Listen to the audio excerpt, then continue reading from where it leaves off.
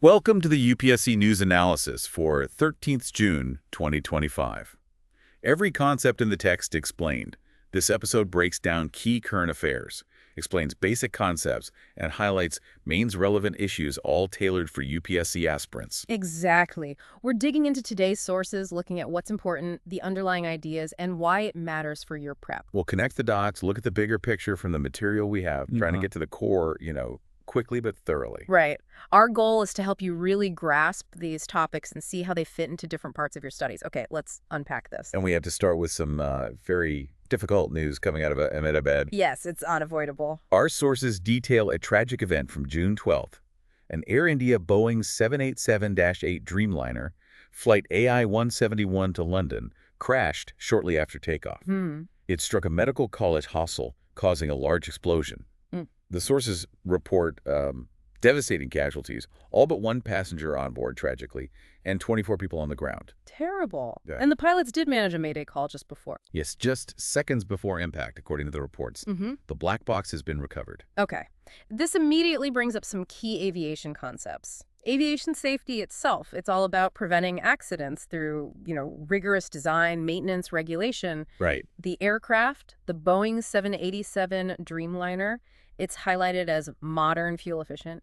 That mayday call, it's the universal distress signal. And the DGCA. Yes, the Director General of Civil Aviation, India's top regulator, they're central to the investigation and oversight. The probe's looking at several possibilities, sources say. A bird strike, maybe engine failure, even questions about overloading. And the really striking point from the source material, this is the first ever crash involving a Boeing Dreamliner. Globally. Exactly. Condolences have come in from the PM, world leaders. It's really put a harsh spotlight on India's aviation safety readiness, the checks. It certainly has. And these concerns, the sources note, they aren't entirely new. They point back to things like the ICAO's 2023 audit, which flags some issues with safety oversight here. Like what specifically? Well, things like aging infrastructure, airfields, air traffic control, training gaps too, pilot shortages, quality concerns, bird strikes, often linked to waste management nearby airports. That's a recurring theme. And accountability. Yes. The sources raise questions about the culture of accountability within the sector as well. So what was the immediate response, according to the sources? The DGCA moved fast, ordered an immediate safety audit of all Dreamliners in India. The Civil Aviation Ministry announced compensations, set up a crisis management group. And the investigation itself. That's being handled by the AAIB, the Aircraft Accident Investigation Bureau. India is working with the FAA in the U.S. and with Boeing following international protocols like ICAO Annex 13. Annex 13, that's the standard for accident investigation. That's the one. And interestingly, this incident has apparently revived talk about a dedicated aviation safety fund, something like the Nirbhaya Fund concept. Okay, thinking about Maine's relevance, what are the broader issues here? Well, the impacts are huge. Public confidence, obviously. The social trauma. Economically, insurance is massive, maybe some impact on Boeing, that's speculation. Politically. Scrutiny on the government, on the DGCA, questions about warnings. Internationally, it puts India's growing aviation sector under scrutiny, something highlighted during G20 even. And ethics. Sources touch on media ethics, avoiding sensationalism, the need for transparency in the investigation, and corporate ethics given Boeing's past issues elsewhere. Looking forward, what solutions do the sources suggest? Strengthen the DGCA, definitely. Implement those ICAO recommendations fully. Get tougher on wildlife management near airports. Invest in ATC upgrades, pilot training. Transparent reporting is key, following Annex 13. Better international cooperation. And maybe establishing that dedicated aviation safety fund. Right. And quick prelims notes. DGCA is the regulator. ICAO Annex 13 for probes. Air India uses the B787-8. First Dreamliner crash. Black box has CVR and FDR. Got it. Let's shift gears now. Social development. We have the Global Gender Gap Report for 2025 from the World Economic Forum. India is ranked 127th out of 146. Okay, 127. A slight improvement from 129th last year. The score is marginally better, too. So what exactly does this index measure? Right. The Global Gender Gap Index, it's crucial to understand it measures the gap between men and women, not absolute levels. It looks at 4 areas: economic participation, education, health and survival, and political empowerment. The score runs from 0, meaning total inequality, to 1, meaning full parity. It's about how well countries are closing that divide. In India's performance. Where are the gains and where are the big problems? The sources say gains are seen in political empowerment, more women MPs mentioned, and also in education. But, and it's a significant but, the major gaps are still in economic participation. That low labor force participation rate. Exactly. Still around 25% for women.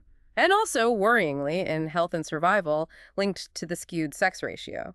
The report also flags South Asia as a region lagging significantly behind. The government has initiatives, though, right? The sources list quite a few. Oh, yes. Beti Bachao, Maternity Benefit Act, POSH Act for Workplace Safety, Mahila Shakti Kendras, Stand Up India, Sukanya Samriddhi Yojana, NEP 2020's focus on gender equity. And the women-led development push from G20. That too, plus the pending Women's Reservation Bill for Parliament. So lots of schemes are mentioned. But despite these, the rank remains low. What are the core challenges highlighted in the sources? Deep-rooted patriarchal norms are a big one.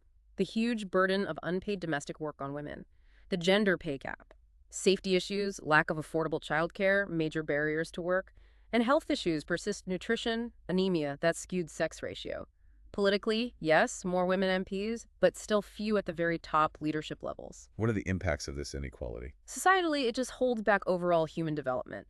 Economically, it's a huge missed opportunity. The source cites a McKinsey figure potentially adding $700 billion to GDP by 2030 if the economic gap closes. Politically, less diverse decision-making. Internationally, it creates a contrast with the women-led development rhetoric. And from an ethics and governance perspective. Questions about equity versus equality, the need for affirmative action that works.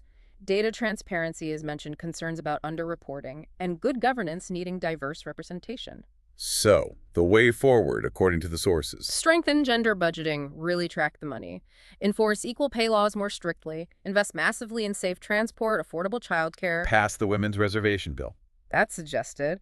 Also, promote girls in STEM and entrepreneurship, address those health gaps directly, and monitor how the digital revolution affects women, ensure they benefit. Prelims takeaways. Index by WEF, 4 pillars. India, 127th in 2025. Iceland usually tops. South Asia lags. Okay. Now for some positive news on the economy. Our sources say India's retail inflation hit a 6-year low in May 2025, down to 3.2%. Yeah, that's quite a drop. Retail inflation measured by the Consumer Price Index, or CPI, that tracks what households typically pay for goods and services. And this 3.2% is the headline number. Right. And the CPI is what the RBI targets. Their goal is 4% plus or minus 2%.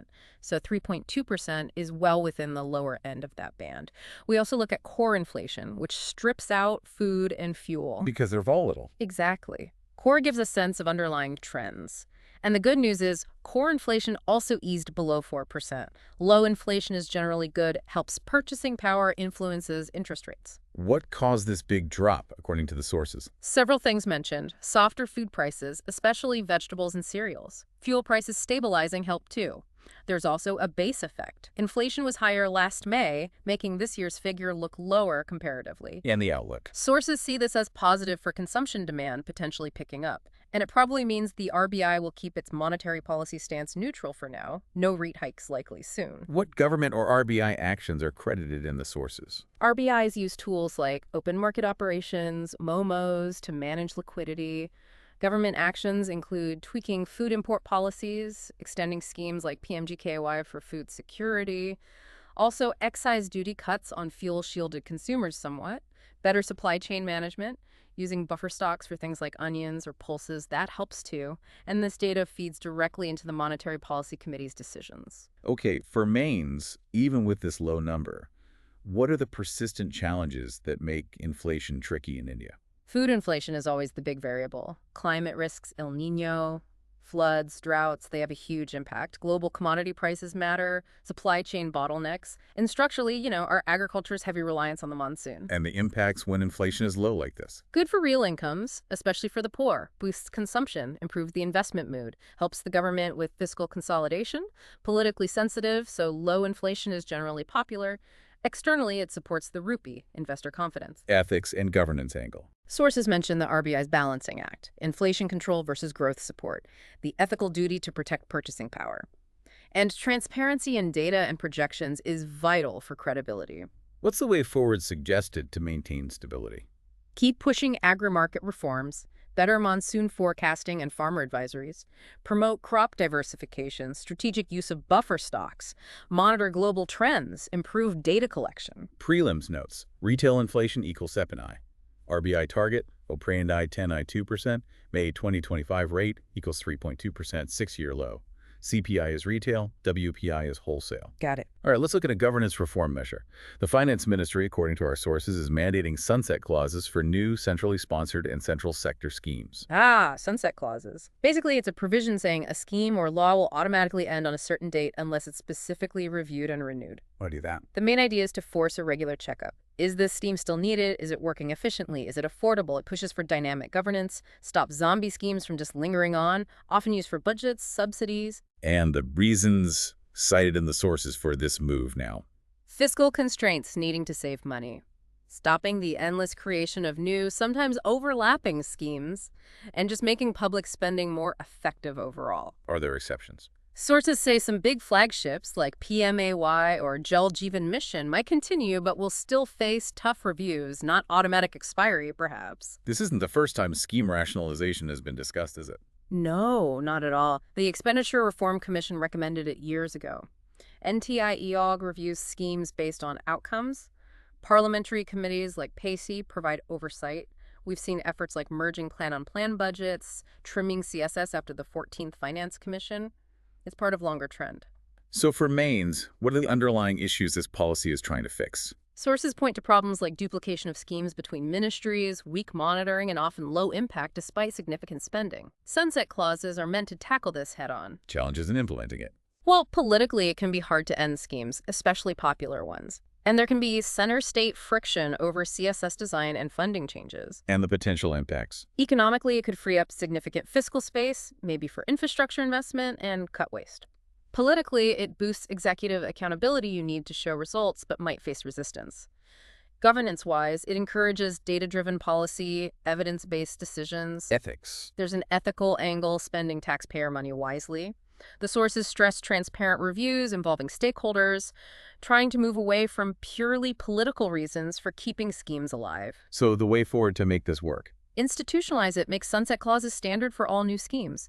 Beef up monitoring and evaluation systems significantly, make the review reports public, ensure center-state cooperation, really embed outcome-based budgeting, maybe give states more flexibility in implementation. Prelims points. Sunset clause means automatic expiry unless renewed. CSS is center-state funded. CS is 100% center. Mandate is for new schemes. Purpose, fiscal discipline, efficiency. Makes sense. Okay, heading south now. News concerning the Metter Dam in Tamil Nadu. Sources report water was released on June 12th for the Delta irrigation, notably a week early this year. Right. The Metter Dam on the Kaveri River, it's absolutely vital for the Kaveri Delta, the rice bowl of Tamil Nadu. The whole Delta irrigation system depends on it for the main paddy crops, kuruvai and samba. And this early release was welcome news for farmers. Huge relief, yes. Makes the short-duration kuruvai crop feasible. But, as the sources point out, while this year is good, the bigger picture is climate change making rainfall patterns really unpredictable. That's a long-term threat. Plus the Kaveri dispute itself. Exactly. That interstate issue is always there in the background. Management involves the Kaveri Water Management Authority, the CWMA, which oversees the water sharing between states. And Tamil Nadu's government. They coordinate with Karnataka via the CWMA. Sources mention they're also promoting things like micro-irrigation, shorter duration paddy varieties to save water. PMKSY scheme supports efficiency too, and there are ongoing dam rehab projects. Thinking about Maines, what are the core issues around Metter and the Delta? Climate change volatility is key. Siltation, reducing the dam's capacity, the sheer demand for water from agriculture versus the limited variable supply, the interstate tensions TN, Karnataka, Kerala, Puducherry, and farmer livelihoods being so dependent on timely releases. Impacts across different spheres. Society. Farmer livelihoods, state food security, economy. The Delta's huge contribution to TN's agriculture, polity. Water releases are politically super sensitive. Environment. Risks like groundwater depletion or soil salinity from over-irrigation or poor drainage. Ethics and governance aspects mentioned. Equity and water sharing between states, including stakeholders, especially farmers. Transparent data sharing is crucial for trust. And adapting to climate change is seen as an ethical necessity. What's the suggested path forward? Speed up desilting the dam.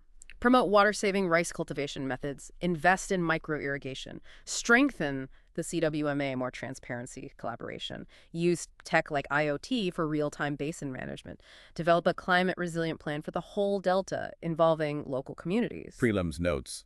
Metter Dam.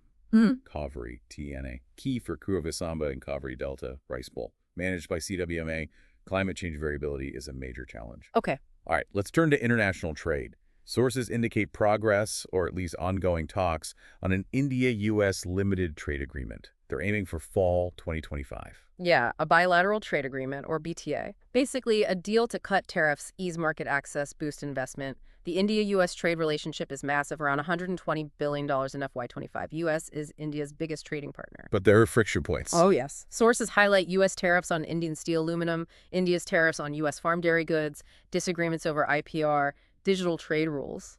Quite a few sticking points. There have been high-level visits recently, though. Right. Minister Piyush Goyal led a delegation. U.S. officials came here. Shows intent. But specific issues remain tough. Sources mention the U.S. raising steel aluminum tariffs to 50%. Ouch. The U.S. push for India to open up its agri-dairy markets more, and India really wanting its GSP benefits restored. That's the preferential tariff program the U.S. suspended. So they're aiming for an early harvest deal, like solve some easier issues first. That seems to be the idea. Get some wins, build trust, maybe tackle the harder stuff later in a more comprehensive deal. The Commerce Ministry leads for India, with input from other departments like DPAIT and MEAT. India is also pursuing other FTAs simultaneously. Yes, sources mention talks with the EU, UK, Canada, IFE, part of a broader strategy, and ensuring MSME interests are protected in these deals is also noted as a priority. For remains, what are the key challenges in these India-U.S. talks? Pretty much those sticking points. The U.S. wants stronger IPR, which worries India's pharma sector. India's hesitant on agri-access due to farmer vulnerability. Digital trade data localization versus free flow is a big divide. And U.S. politics, like upcoming elections, adds uncertainty. And the potential impacts if they do reach a deal. Economically, potential gains for Indian exports like textiles, engineering, services. But the risk from unresolved issues like steel tariffs remains. Politically, it boosts the strategic partnership, ties into Kuwait, etc. Socially, agri-liberalization needs careful handling. Environmentally, more trade raises questions about emissions, packaging, Ethics and governance considerations. balancing national interest with global commitments, consulting stakeholders, farmers, MSMEs properly, transparency about the deal's implications. So the way forward, according to the sources. Focus on closing this limited BTA first to rebuild trust. Keep pushing for GSP restoration. Negotiate safeguards for sensitive sectors like agriculture. Build India's capacity to meet international standards. Leverage the G20 push for rule-based trade. And see this limited deal as step one towards a bigger FTA later. Prelims check. BTA, bilateral trade agreement. U.S. equals India's largest partner. GSP, U.S. preference program. Friction points. Steel, agri, IPR, digital, target. Fall 2025 for limited BTA. Right. Now, a domestic issue causing some heat. Changes in NSERT textbooks.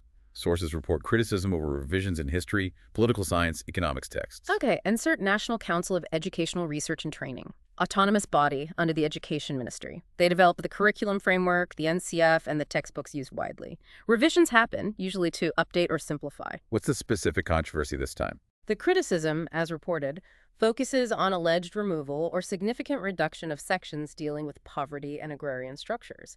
Critics argue this weakens understanding of inequality. Reduced coverage of colonial exploitation and some social movements is also mentioned. And NSERT's response. They call it rationalization, reducing student load, aligning with the new National Education Policy 2020 and the new NCF. They deny political interference, saying expert panels guided the changes. But yeah, it sparked a debate about politicization. Ministry of Education backs NSERT. Yes, sources say the ministry statement echoes NSERT routine updates based on NEP 2020, guided by the new NCF integrating digital learning. For mains, what are the core issues at stake here? It's that tricky balance, curriculum load versus critical content. How marginalized histories are represented crucial for inclusivity, the serious allegations of sanitization, maintaining pedagogical integrity against potential political influence. avoiding curriculum fragmentation. And the impacts? Societally, concern that students might lack critical understanding of issues like poverty, impacting civic values. Politically, textbook content often reflects ideological contests. Governance-wise, it leads to calls for more transparent review processes, potential legal challenges if academic freedom seems compromised. Ethics and governance pointers. Upholding academic integrity, pluralism, avoiding bias, importance of wide stakeholder consultation in curriculum design. What solutions or ways forward are suggested in the sources? Strengthen independent review panels, ensure broad expertise. Publicly disclose changes and the rationale transparently. Prioritize diverse narratives. Dalit, tribal, women's histories are mentioned. Balance load reduction carefully with critical thinking needs. Foster participatory development involving teachers, historians, etc. Ensure content aligns with constitutional values. Prelims notes. Answered under MOE. NCF guides textbooks. Controversy involves alleged omissions on poverty, agrarian issues, colonial history.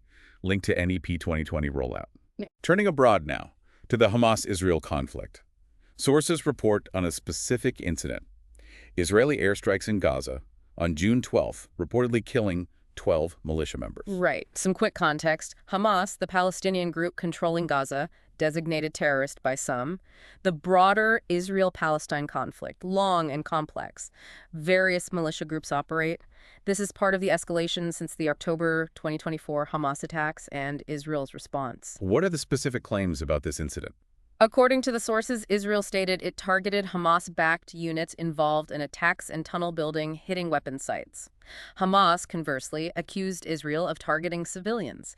This comes after failed ceasefire talks and amid calls for de-escalation. We're just relaying the claims as reported, India's stance, as noted. Call for immediate violence cessation, support for two-state solution, condemnation of terrorism. That's the official line reported. And internationally, sources mention a divided UN Security Council meeting, OIC condemnation, Egypt, Qatar mediating, and ongoing humanitarian warnings. Looking at the main's relevance, what are the key issues? The seemingly endless cycle of violence, lack of a durable ceasefire, the devastating impact on civilians, the humanitarian crisis, risks of radicalization, how Israeli domestic politics plays into it, Palestinian factionalism complicating peace prospects, And the wider impacts. international relations pressure on India's balancing act affects Gulf ties, challenges the UN's effectiveness, potential volatility in energy markets if it escalates, and the dire humanitarian situation in Gaza majority needing aid. Ethics and governance concerns. Adherence to international humanitarian law is a major point in the sources' questions about civilian targeting, proportionality in attacks, the ethical role of major powers in pushing diplomacy. What's the suggested way forward? Renewed multilateral talks involving UN, Egypt, Qatar. Strengthen humanitarian access. Encourage political dialogue towards the two-state solution. Major powers restraining arms supplies. Regional de-escalation efforts. Role of global civil society advocacy. Prelims. Hamas controls Gaza. India backs two-state solution, opposes terror. Recent event. Airstrikes killing militia. Next up, really sobering global data from UNHCR. Their Global Trends 2025 report shows a record 122.1 million displaced people worldwide. 122.1 million, a staggering number. UNHCR is the UN Refugee Agency. Displacement covers people forced from homes by conflict, persecution, disasters. Sources break it down. Refugees fled their country, IDPs displaced internally, asylum seekers seeking protection. What are the main drivers behind this record high? Sources point primarily to wars Ukraine, Sudan, Gaza, Myanmar cited specifically, and increasingly climate-related disasters are forcing people from their homes. Breakdown of the numbers. Roughly 43.4 million refugees, 68.3 million IDPs, the rest are asylum seekers, etc. And a key point highlighted, developing countries host the vast majority, 76% of refugees. India also sees inflows from Afghanistan, Myanmar, and the global response is struggling. Yes, UNHCR facing a major funding shortfall, about 50%, the source mentions, a huge strain. What about India's position, as per the sources? India isn't a signatory to the 1951 Refugee Convention, but it hosts refugees Tibetans, Sri Lankan Tamils, Afghans, people from Myanmar on humanitarian grounds. Policies vary state-wise, no single national law, handled case by case. Globally, there's the UN Global Compact on Refugees, GCR, aimed at better burden sharing, but regional cooperation in South Asia via SAARC or BIMSTEC is noted as minimal on this front. Okay, connecting this to Maine's themes. Challenges. The growing climate change displacement link the climate refugee issue. protracted conflicts meaning no safe return for many, rising anti-refugee sentiment globally, strain on the existing international legal frameworks, and that critical funding gap. Impact. Internationally, migration diplomacy is huge, pressure on many regions. Socially, refugees are vulnerable, host communities can feel strained. Politically, it creates tensions, especially in border areas like Northeast India, fuels calls for a national policy here. Ethical dimension. Balancing state sovereignty with humanitarian duties, national security versus human rights, the ethical need to treat displaced people with dignity. What's the suggested way forward? Sources suggest India could consider a national asylum law, promote regional cooperation in South Asia, invest more in climate adaptation, strengthen legal protections for climate-displaced people, support global burden sharing via funding UNHCR, promote social inclusion in host countries. Prelim check. UNHCR publishes Global Trends 2025. 122.1 meter displaced. Drivers, conflict, climate. India, not 1951 signatory. GCR is a UN framework. Got it. And finally, a public health alert. Sources report a surge in Crimean Congo hemorrhagic fever, CCHF, cases in Iraq this June. Over 350 cases, 40-plus deaths. CCHF. It's a nasty viral disease caused by a norovirus. Spreads mainly through tick bites, particularly hyaloma ticks, but also contact with infected animal blood or human fluids. Symptoms. High fever, muscle pain, often progressing to bleeding. Fatality rate can be high, 10–40%. It's endemic in parts of Africa, Eastern Europe, Middle East, Asia. Where in Iraq is the outbreak concentrated? Southern and central regions, mainly. Sources link it to livestock trade and poor tick control. There's concern with Eid al-Adha, approaching animal slaughter increases risk. WHO is assisting Iraq's health ministry.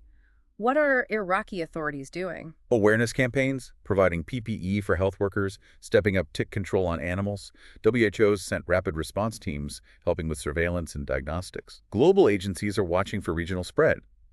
For Mainz, why are zoonotic diseases like this on the rise, according to the sources? Multiple factors mentioned. Climate change possibly expanding tick habitats, more contact between humans, wildlife, livestock, weak veterinary public health systems, risk of cross-border spread, and often a lack of a coordinated One Health approach. Impacts of such outbreaks. Societally, public fear hits livestock trade livelihoods, strains healthcare, economically, disrupts markets like for Eid, might reduce meat consumption, global health security.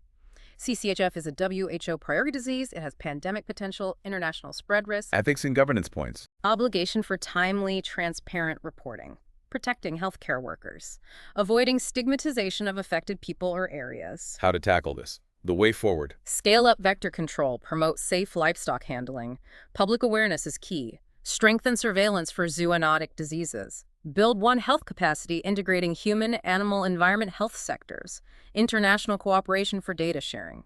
Invest in better diagnostics and treatments. Prelim's focus. CCHF is viral, norovirus, spread by ticks, blood fluids, fatality 10–40%. Iraq 2025 outbreak details noted. WHO priority disease requires One Health approach. Okay, comprehensive wrap. So we've covered a lot today, from a tragic accident and social indicators to economic news, governance changes, resource issues, trade talks, education debates, conflict updates, global displacement, and public health threats. And what really stands out, looking across all these sources, is the interconnectedness, isn't it? Climate change hitting agriculture, driving displacement, impacting health, global trade affecting local farmers, policy choices having ripple effects. It underscores why looking at these things from multiple angles, as we've tried to do based on the material, is so crucial. Subscribe for daily updates and drop a comment to share your thoughts. Please join the Telegram channel link given in the description to read this news and solve a quiz based on this. Jai Hind.